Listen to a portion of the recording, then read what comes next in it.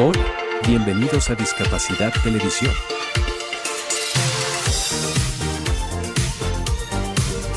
Recuerda suscribirte para no perderte los últimos estrenos y programas en vivo.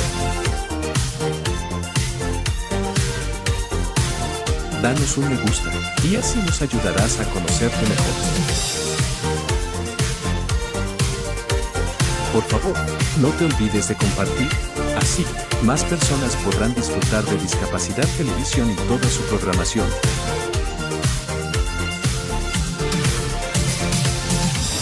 Muchas gracias. ¿Qué significa para ti la accesibilidad universal? La accesibilidad universal es más que un concepto. Es un derecho fundamental que garantiza que todas las personas, sin importar su capacidad, podamos participar plenamente en la sociedad. Ahora viajemos en el tiempo para explorar cómo la infraestructura en América Latina y el Caribe ha evolucionado para incorporar este principio. Hace décadas, muchos espacios en nuestra región estaban plagados de barreras físicas y sociales, lo que dificultaba la movilidad de personas con discapacidades. Pero la conciencia creció y con ella la necesidad de cambiar. Hoy vemos un cambio notable. Por ejemplo, ciudades que antes eran inaccesibles han implementado medidas audaces. Aceras amplias, iluminación pública, baños públicos accesibles. Estos cambios no solo benefician a las personas con discapacidades, sino a todos los seres humanos. La accesibilidad universal y la infraestructura inclusiva van de la mano. Todas las personas merecemos vivir en entornos que nos permitan participar plenamente en la sociedad. Pero el cambio no ocurre solo. Promoviendo servicios de infraestructura sostenibles e inclusivos, somos parte del esfuerzo necesario hacia la igualdad. Hagamos de la accesibilidad universal una realidad en América Latina y el Caribe.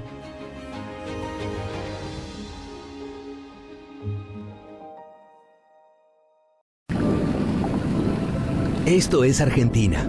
Y esto también es Argentina. Y esto, y esto, y esto. ¿Cuánta libertad, no crees? Pues sí, en Argentina eres libre de elegirlo todo. La libertad de estar a las 10 de la noche aquí, o simplemente aquí. La libertad de perderte en la inmensidad. ¿Necesitas más inmensidad para sentirte libre? No hay problema, tenemos más. Disfrútala. La libertad de elegir tu clima perfecto. La libertad de expresarte. La libertad de dejarte tentar por sabores sorprendentes que nunca olvidarás. La libertad de encontrar comodidad en hoteles de clase mundial, infraestructura moderna y la cálida atención que te hace sentir como en casa. La libertad de disfrutar del silencio o de apagarlo. Por eso, hace más de 200 años pusimos la palabra libertad en nuestro himno. No una vez, sino 3 veces. Libertad, libertad, libertad. Si estás buscando una tierra de oportunidades infinitas, de aventuras por descubrir, de lugares para descansar o para sentirse aún más vivo, Argentina lo tiene todo. Una tierra donde la libertad, la diversidad y las experiencias inolvidables hacen que cada momento sea realmente valioso. Ven a visitarnos y disfruta de un lugar donde la libertad vive en cada rincón. Argentina, la libertad vive aquí. Visita Argentina. Discapacidad Televisión. ¡Hola, mundo! Primer canal de televisión dedicado al colectivo de personas con discapacidad desde 2006. A continuación, Footless Jo, Más Allá de una Amputación. Presenta EE.UU Beckwith.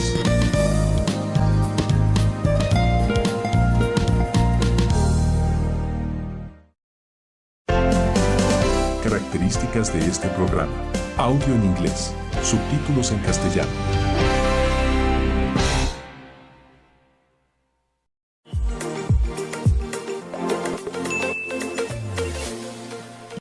Hello Hello there, my beautiful, lovely internet friends. Welcome back to my channel, and welcome to my little recovery nest. This is where I have been perched for like 2.5 weeks. The amount of blankets and pillows I have amassed is absolutely delightful. I wanted to give you a surgical update. I had TMR surgery on my residual limb, but it was a pretty extensive one. I'll link the video down below that talks about why I had to have the surgery and what it was. What it ended up being was horrific, and I didn't really want to come on here and say that because I'm bored of there not being like good news, but it's what life is right now. So I just wanted to give kind of a realistic look into what the last few weeks have been like, how traumatizing our medical system can be, and also just say, hey, I've missed you guys. So Mr. McNubbins here still cannot bend. It has been 3.5 weeks since I've been able to bend my knee. So the reason that I can't bend this is because if I did, it would like pull the nerves out of place, and it's very important that they heal into the muscles where they've been placed. Hence this situation. However, I was cleared to remove it if I keep my legs straight to be able to like shower and whatnot. And oh my God, it feels amazing to be able to take it off, especially with all the skin issues that were going on under there. You guys know I really didn't want to have this surgery, but I didn't feel like I had other viable options if I wanted to walk again or be in less pain. So I did it. And I have to say, this is the only surgery I have ever regretted. Don't love using that word a whole lot. And it's too soon to say that because I am nowhere near being able to see if there are actual benefits that made it worth it. If it's life-changing, and there are, I'll be very grateful for this, but this was a horrific time all around. So I went in for surgery, and my understanding is that they would at least keep me overnight, you know, just in case it's a good idea. Kind of at most, realistically, like 2 days, because I talked to my doctor day of surgery. But they want to get you home as quickly as possible. As long as pain is under control, there's no reason you have to stay there. I ended up being there 6.5 days, which felt like a very long time to be in the hospital because of the worst pain I've ever experienced in my life and a horrific allergic reaction and a number of medical mistakes that took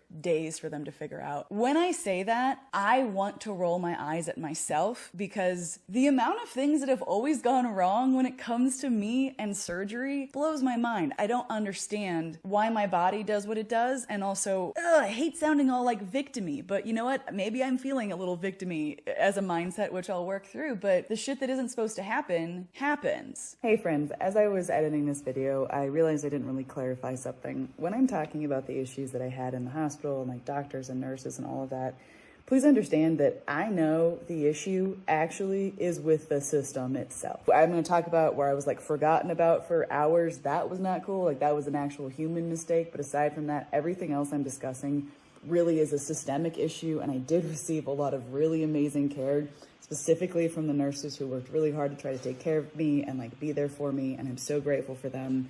But our system is broken, and I felt the pain of that. So that is primarily what I'm talking about, not the individuals involved. So I got out of surgery, and the first day was painful, but okay, I was expecting that. But then it was like really painful, and that kept mounting and growing. It was incredibly difficult to get any kind of pain under control, even like stacking IV drugs with a lot of oral meds at the very most of what my body could handle pain medication wise without like literally like having my respiratory system have problems. But something felt wrong. I have had probably about 20 surgeries grand total in my life. I'm very familiar with post-surgical pain. This did not feel right. Like I've literally had my leg chopped off twice, and this was worse. And I kept telling them that. And specifically what it felt like was that like my leg was burning off. And as I said that, I imagined, okay, that's probably phantom pain. They like spliced and cut and really like messed up the nerves as part of the surgery. And burning is often associated with nerve pain, but it was so extreme. And so I, kept bringing this up. It feels like my leg has been cut off again. It feels like my entire leg is on fire. Like it feels like my skin is literally burning off. But the weird thing was phantom pain is where you no longer have a body part, right? But I was feeling this pain all the way up my leg. Very important fact. Let's put a pin in that for just a moment. During surgery, my doctor put in a pain pump into my leg with a drain where it's basically injecting medicine into those nerve areas at a consistent rate. It really should numb it out. You shouldn't feel a whole lot. And I was feeling a whole lot. And so my surgeon came by a couple days later to check on me and discovered that they never turned it on. Like I'm there in a lot of pain. I've seen other doctors. I've seen,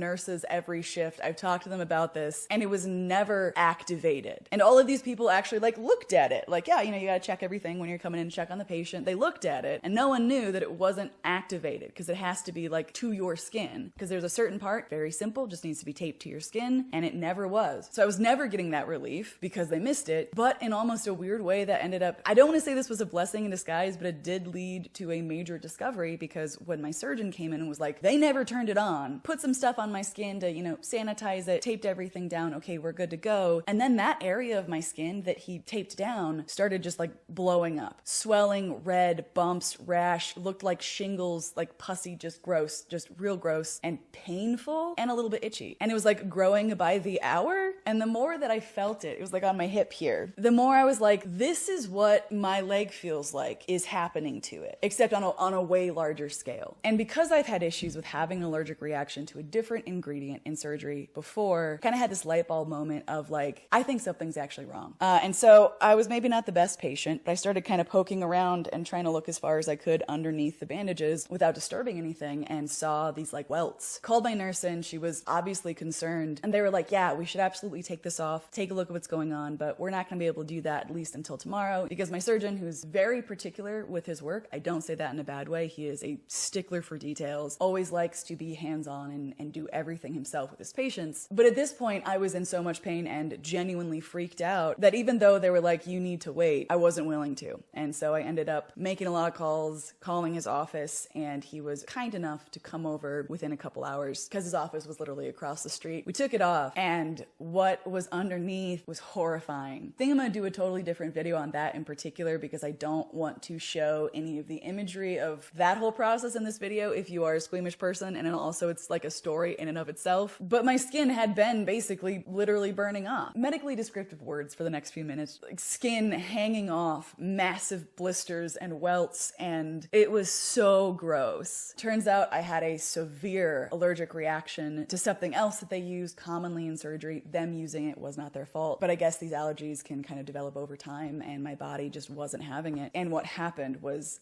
like awful. It was disgusting to look at, and I'm not that squeamish, and I was still like, that's on my skin. Oh my God. So they began taking care of that, treating that, and just trying to get pain to a place where I could get home. I'm really frustrated, guys. So I'm gonna share some of that frustration in case you have never had the pleasure of being stuck in a hospital as a patient who is pretty powerless. So we spent days, like I said, getting off of IV meds, which are very strong, fast, effective, to oral meds so I could go home, because I can't go home with IV meds. There was a lot of mistakes that happened in that process. I was forgotten about for 5 hours after they took me off IV meds and not given any kind of pain relief, and I couldn't get people in. Like, I kept calling and the nurses were like, oh yeah, we'll get there. I just wouldn't hear anything for hours, and I couldn't get up, and I got to the point where I was like screaming in pain, like hyperventilating, like couldn't breathe, and I was just like left like that for a long time. My doctor ended up being the one who found me, because he came by to do like rounds at the end of his day, and he was obviously very frustrated by the lack of care that I had been provided. This kind of plays off of years of painful and borderline traumatic sort of experiences in the hospital, in our medical system. But when you cannot rely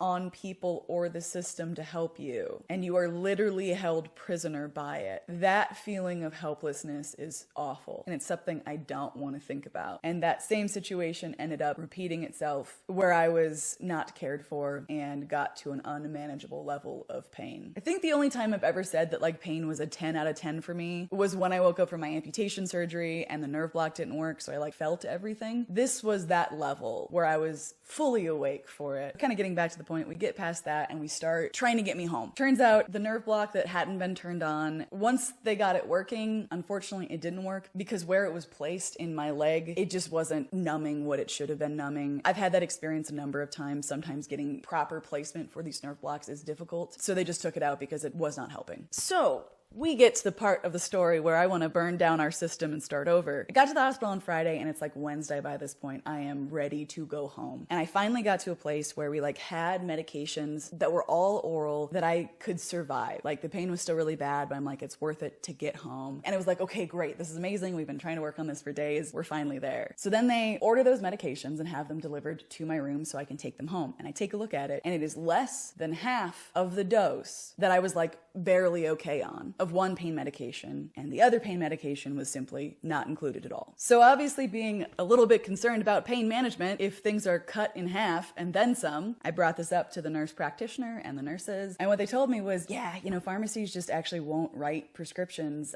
for that amount of medication, so, you know, it's difficult. These are the people that spent days making sure that I could be on oral medications so I could go home, full well knowing that I was not going to be able to have those medications. So I am sent away from the hospital, having to have everything cut. And the issue of pain medication and management in America is a very complicated one that is a different discussion for a different video, but it's just idiotic to me, because as I am in a lot of pain, I'm having to try to figure out how I am going to get this pain managed and survive. Was able to figure some stuff out and got through. But one of the sweetest things ever, my good friends had me come from the hospital home with them, so I wasn't going to be alone at home. My parents were leaving for Ireland. I've always had my parents around for like major surgeries, and so my friends took care of me like I was family, and so very grateful for them. And so many friends have just gone above and beyond to bring me food, show up, take my dog out for a walk, do literally whatever I needed, and I am so grateful because this time around, like I said, it's the first time I went through a major surgery where I wasn't in my parents' household as a kid, or, you know, I was married for years, so it was with my partner there. The normal things that I relied on were gone, and so facing this and realizing I literally cannot get through this without asking for help from the people who want to help me. It has been a real exercise in allowing people to show up. It's been a crash course in recognizing I am not capable of some things. I need help, and I need to ask for that help and also accept that help. And I cannot thank everyone enough. Also to all of you, beautiful internet friends, everyone has been so supportive and sweet and kind and sending messages. Thank you. During all this downtime, I decided to try to learn a new skill so I would have something to focus on. So I started learning Procreate on the iPad to do digital art. Here are some of the things that I was working on through just straight tutorials off of YouTube. It was really good to like do one of these a day and kind of feel like I was learning something new. I've done physical art my whole life, but I've always been like digital art, no. But it's great. It was super fun. And also I have watched 8 seasons of Suits. 8 seasons of Suits. So many Suits. I don't even know why I picked that show because I've never had any interest in it. But as I was in my super drugged out haze at my best friend's house recovering, I was like, I saw it pop up on Peacock and I was like, you know what? I'm gonna watch every episode of that show in the next few weeks and I'm almost there. Also, a healthy dose of trashy reality TV, which has been rotting my brain, which honestly works for me right now. So in a couple days, it will be 1 month since the surgery. Then shall begin the process of slowly being able to, you know, bend my knee, get range of motion back, start building up some strength, be able to use my iWalk crutch again weeks later, start using my prosthetic leg, see how it feels. The reality is because of the complexity of the surgery and everything that they did and working on nerves, we won't really know if it worked for like 4 to 6 months. At that point, it's kind of a guarantee that pain will be worse up until that point, and hopefully will start easing off and the surgical pain will go away, and hopefully additionally the pain that I was dealing with, which was the reason I had to have the surgery in the first place, will be better, fixed, resolved. You know, just even I would be thrilled if there was even a bit of a reduction at a minimum. As long as it doesn't stay worse, I will be grateful for that. I'm at the place now where I'm very slowly trying to get back to work. It's been challenging, but good to like feel a sense of accomplishment of being like, you know what, at least I went through my emails today. That's enough. I've been able to get out and about a little bit, you know, see some people, do some things. I went to the gym yesterday because I've been dealing with insomnia, and I was like, maybe if I exhaust myself, I'll just pass out. It actually kind of did work. Slept for like 3 hours. So it's gonna be a long road until kind of a sense of normalcy comes back, but I'm glad to be this far along in recovery. Things don't always go according to plan, right? And I knew that, and that was one of the reasons I was really scared to have this done and didn't want to have it done, because shit happens and you can't control it. You can control how you respond to it. That's about it. This is a little bit more of a longer video than I intended it for it to be, so thank you for listening to me. I think I'm gonna end it there for now.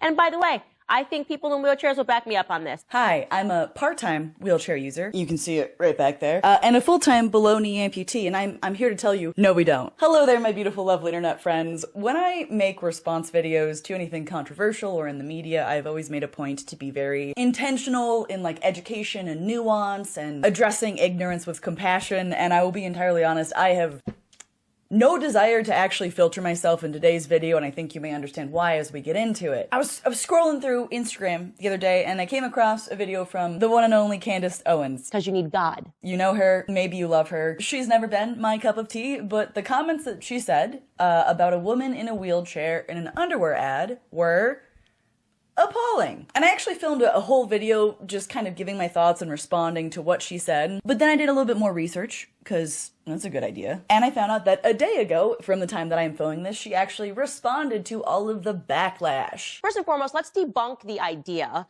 that I am an ableist. And oh boy, her response is fascinating as well. So let's dive in. Roll the clip. I say to myself, because I am the person who will be editing this. She's in a wheelchair. She's in a wheelchair, and it says Skims, made for everybody, available now. Really? That's all I'm gonna say is really. I don't really understand how far we're going to take this inclusivity thing. I really don't get it. Look, I assumed that people that were in wheelchairs also have to buy bras and have to buy underwear. I didn't know that we needed to see that in our face. I didn't know that now we're going to have to look forward to campaigns where women that are in wheelchairs are now wearing bras and underwears, because we as a society just cannot get to the bottom of our ridiculousness. Having to see women in wheelchairs on your feed, ridiculous is indeed the only word that I can think of. How far are we gonna take this inclusivity bullshit? You know, honestly. So let's break it down, shall we? In the original video, she talks about how utterly ridiculous we are being ridiculous, America. This inclusivity thing is. It has gone too far. So Candace is not a fan of the fact that a woman in a wheelchair sitting down is in an underwear campaign. Put a pin in the whole underwear campaign thing, we'll circle back around to that later. It's actually an adaptive clothing line made by not a great person, but that's beside the point of this video. Adaptive clothing is a very beneficial thing for a lot of people. In fact, 26%, fun fact, of the US population is disabled in some way, meaning that accessible things for people has a huge impact on our society. So in her response, Candace said that anyone accusing her of being ableist, obviously she's not. First and foremost, let's debunk the idea that I am an ableist. So I want to draw some attention to this particular comment. Look, I assumed people in wheelchairs had to buy bras and underwear. I didn't know that we needed to see it in our face and look forward to campaigns where women that are in wheelchairs are now wearing bras and underwear, because as a society, we cannot get to the bottom of our ridiculousness. That's what it is. Ridiculousness. My puppies have left because they do not like this video. I understand. She ends it by saying that I think people in wheelchairs will back me up on this. And by the way, I think people in wheelchairs will back me up on this. I don't speak for the whole community, but no, we don't. So do you remember a thing called ugly laws? These are a thing that used to exist back in the day. In fact, not far enough back in the day to be comfortable. But basically, they were a big fan of not allowing people who were different out of the house. Like, okay, they have a right to life, but we just don't want to see them. That's a very rudimentary explanation, but check out a link down below for more information. That is genuinely what she is advocating for. She knows that women in wheelchair need to buy bras and underwear, but oh my God, we don't need to see them. We don't need to see it. And the fact that a woman being in a wheelchair modeling something is newsworthy? First and foremost, you haven't been following along with the world then, apparently, because including disabled models in advertising is becoming an increasingly common thing. Personally, I think it's a good thing because I think representation is cool. There's a lot of benefits to it. Candace Owens does not agree with me on that. Representation, here you go, ready? Hear me out, does not matter. And we will agree to disagree. But the thing that really pissed me off here is that she does not say, and she dances around the point of what I believe she actually means. She never comes out and says, I don't want to see women in wheelchairs in underwear campaigns. Icky, no, gross, we don't want that. She never says that. She insinuates it. She leaves you to fill in the blanks so that she does not clearly say something that is pretty far over the line of socially acceptable. And this is what so many people do when discriminating against any group of people. You don't say it. You don't say, I don't want to see disabled people. You just call it ridiculousness when you see one in an ad campaign. And of like all of the things that could be labeled too far with inclusivity, when a massive portion of the United States is disabled and a large amount of people use wheelchairs both part-time and full-time, that's really what you think is ridiculous? Okay, I'm sorry that your skin is as thick as it appears to be, and I know that you are a big fan of telling everybody else that they have thin skin and they need God and they need to find values and morals, but what the hell? This is the thing that was so utterly ridiculous when all you're looking at is a model sitting down instead of standing up modeling underwear. It's not difficult to decipher what you are actually trying to say there, which, in my personal opinion, is something along the lines of, yes, we have a right to exist and pursue life, I just don't want to see you. The day before I'm filming this, she had a response video that I was interested to watch. Hey, we all say stuff, we all make mistakes, there's room for growth, absolutely. In the original video, she had said, you know, maybe I'm wrong. Educate me in the comments. And if I'm wrong, again, educate me. Today, I just want to be educated in the comments. And being pretty familiar with the kind of content that she creates, it's hard for me to take this seriously because I don't really think that she is particularly interested in learning. I think that her content is designed for a specific audience to evoke a specific response. I very much hope that I'm wrong there. But in her response, she made it very clear that disabled models, like allowing disabled people to model,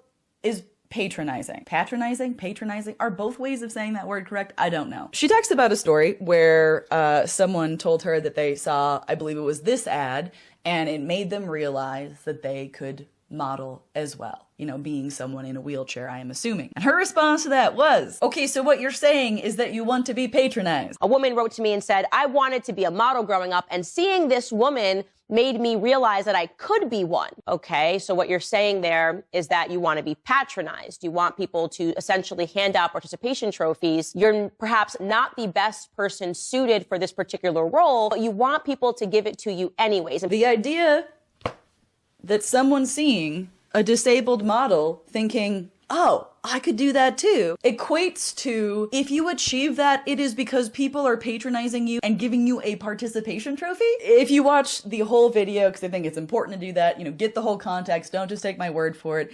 It is abundantly clear. She gives a lot of examples of why people shouldn't be in certain spaces. Like, short people aren't going to be in the NBA. I mean, come on, it's obvious. No one should throw a fit about that. Come on, disabled people shouldn't be models. They're not built for it. Come on, I'm not being ridiculous here. I'm just speaking the truth. Don't be mad at me for saying it. And while there are a lot of things that could be said on that point, reality is that there is actually a large need for models with disabilities, for disabled models.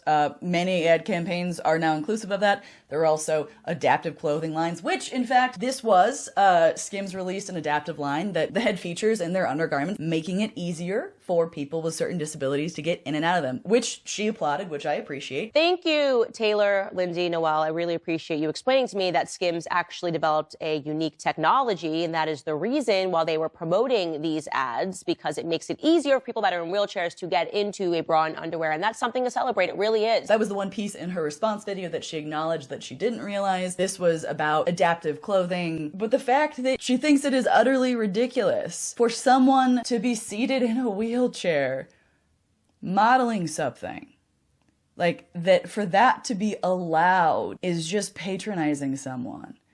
It's just really sad. That's just like a really sad and ignorant perspective to take. As I said, I happen to know from personal experience and from friends who model professionally, there is a large need in the industry for talented, hardworking models with disabilities who have worked hard to get where they're going. And the reason that I keep emphasizing the hard work thing is because of comments she made later in the video. Representation, here you go, ready? Hear me out, does not matter. Contribution does. Actual talent does. Hard work does. You're never going to find out what it is that God gifted you with if you're wasting your time demanding to be let into other people's gifts. In fact, you're ignoring the gifts when you sit back and you envy somebody else's. Yes, hard work absolutely matters. But the fact that you prefaced all of that by suggesting, if I understand this correctly, if a disabled woman is pursuing modeling, she's neglecting the gifts God has given her because she wants to be modeling and that's not for her. However, I do very much agree with her on one point. She talks about the owner of this brand, Skims, is Kim Kardashian. And she asked the question of, do you think that Kim Kardashian actually gives a rat's ass about inclusivity or expanding the beauty standard? No.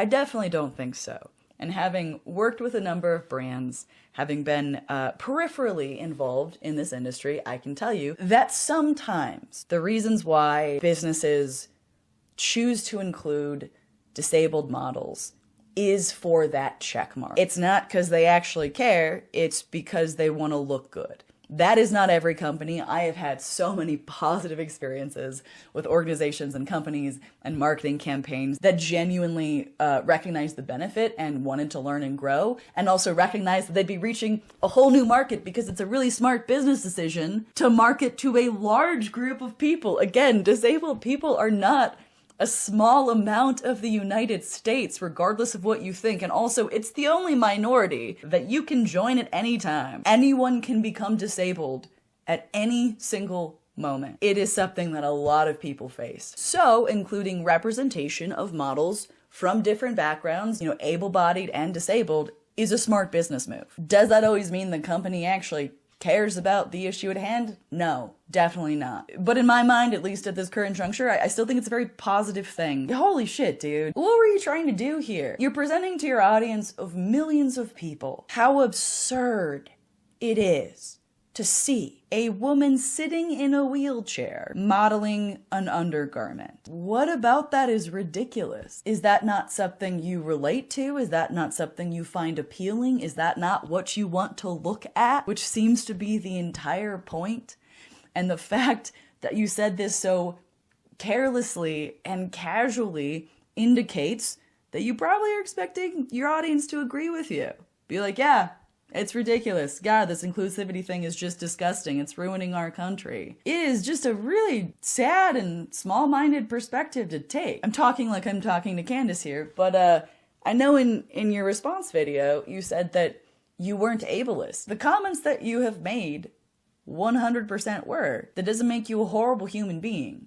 It means that there's a lot of room to grow and learn and cease to be ignorant, and that there's a lot of room to expand how you think about this. When I say that something is ableist, I'm not saying that, that is a black mark on someone's soul that defines their entire character. No, I have ableist thoughts and tendencies that I am still working through as a disabled person. I think it is important to recognize that, like, oh yeah, damn, growing up in the society and the culture that we've grown up in, we do sort of automatically discriminate against certain groups of people, or we think certain things are bad or weird that we now have to question as we get older and learn. I do not know Candace as a person. I am familiar enough with her platform to know exactly what is happening here. She said something, it gets a reaction, she gets content out of that, she gets more content by making a response to it, she plays to her audience, and she does that very, very well. And so I don't think that this video is gonna make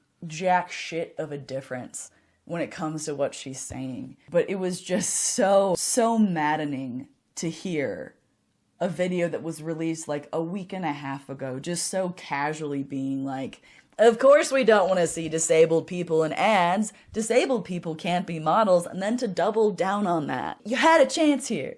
You had a chance to listen and grow and expand, and you didn't. And that's a bummer. I haven't made a video here on YouTube, like a long form video, since December. I've been taking a break from that and still doing the short form content. And this is not exactly the video that I expected to return with, but it just hit a nerve in me. As a disabled woman myself, with many disabled friends, it's really well understood that a chunk of society does not want us around. You learn that real quick. Through comments that are made, through things people say to you. This is not a shock. Yes, I am very well aware that there are people who think that I should not be seen. I'm very well aware of the fact that, certainly even a lot of people don't think disabled people should have a right to exist. I think that's a very small fraction of society. At least I hope so. But, this whole thing is not a shock, but it is still so angering and disappointing to hear from a person who has such a massive platform and voice. All right, that's all I'm gonna say on this. I'm gonna go work some of this anxious anger out of my system and hope that you all are doing very well. I will be back soon with longer form videos. Long form videos on YouTube are my first love. They are what I most enjoy doing. And so I have some planned coming up in the future, but I hope you're taking care of yourself. I love you guys. I'm thinking about you, and I will see you in the next video. Mwah. Bye guys.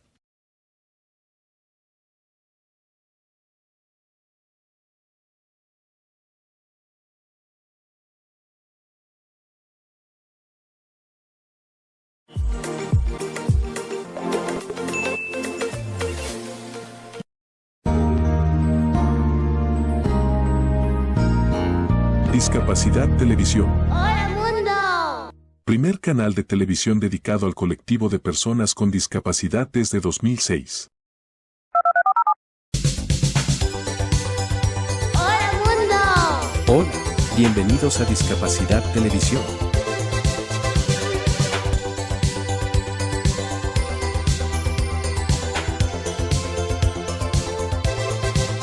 Recuerda suscribirte para no perderte los últimos estrenos y programas en vivo.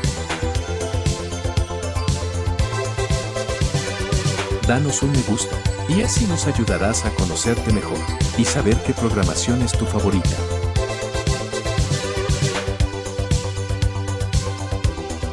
Por favor, no te olvides de compartir, así, más personas podrán disfrutar de Discapacidad Televisión y toda su programación. ¡Hola mundo!